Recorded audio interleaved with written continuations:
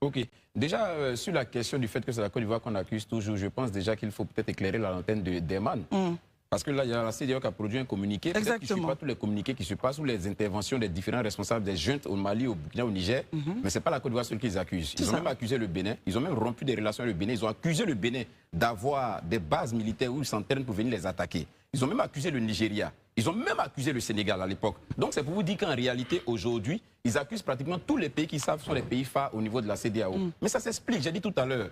On n'a même pas besoin d'avoir un PhD pour ça. Lisez juste les documents de sciences politiques. Vous allez comprendre ce qu'on appelle le populisme. Comment ça se construit, comment la théorie s'élabore et ce à quoi la finalité. Et vous comprendrez que le populisme, et je répète, sa manière de réagir, c'est quoi? Désintéresser l'opinion de la réalité des faits vers un sujet autre pour éviter justement que l'opinion s'intéresse à ce pourquoi on a dit prendre les armes.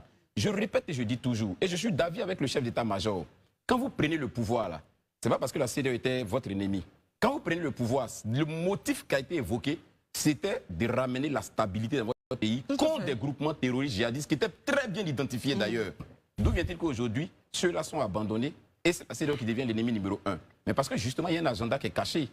Tous veulent conserver le pouvoir pour eux. L'agenda justement des différentes mais bien sûr, des jeunes. Parce qu'elles savent justement que la manière dont elles sont arrivées là, en réalité, si la situation se normalise, si éventuellement on veut faire de la lumière dans tout ce qui s'est passé, ben, elles seront forcément pas clean. Ça, c'est déjà une des premières choses. Mais je veux revenir même sur les détails donnés dans le communiqué, pardon, dans l'interview du général Tchani. Mais peut-être d'autres ne savent pas. Mais le général Tchani, Abdraman Tchani, a fait partie du contingent de l'ONU ici à Abidjan.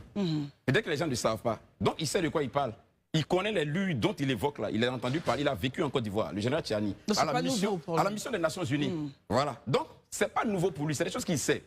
Je dis et je répète, quand on a une responsabilité à un tel niveau, au niveau de l'État, on ne parle pas comme un chroniqueur qui s'appelle Élisée Bolibé sur un plateau.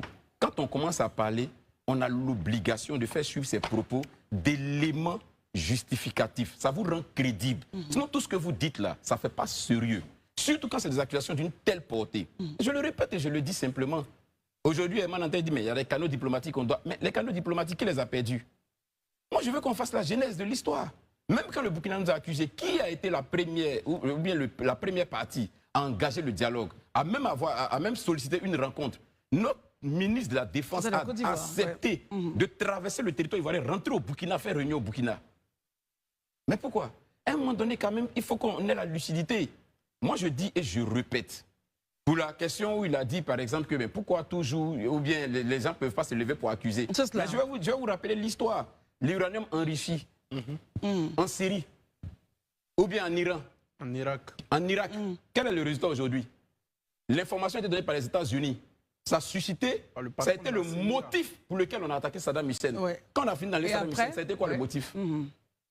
On a tous vu, ça a été quoi cet exemple-là, justement, mais je veux dire, quand on veut noyer son chien, quand on veut tuer son chien, on l'accuse de rage. Ça veut dire qu'on peut se donner tous les motifs justement pour atteindre un objectif. Je vous parle des États-Unis qui ont des satellites dans le ciel et qui, de leur position, peuvent vous voir, vous et moi actuellement dans le studio, qui ont dit qu'en Irak, là, il y avait l'uranium enrichi.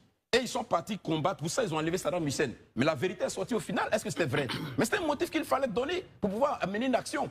Donc, je veux sur ça rassurer Herman pour dire que si les gens veulent raconter n'importe quoi dans le but de pouvoir réaliser un projet, un objectif, ils vont le faire. Parce que l'objectif derrière, comme je le dis, c'est de pouvoir détourner l'attention de l'opinion publique vers des choses contre ou bien pour lesquelles ils sont venus. C'est tout. Il n'y a même pas trois raisons, en fait. C'est juste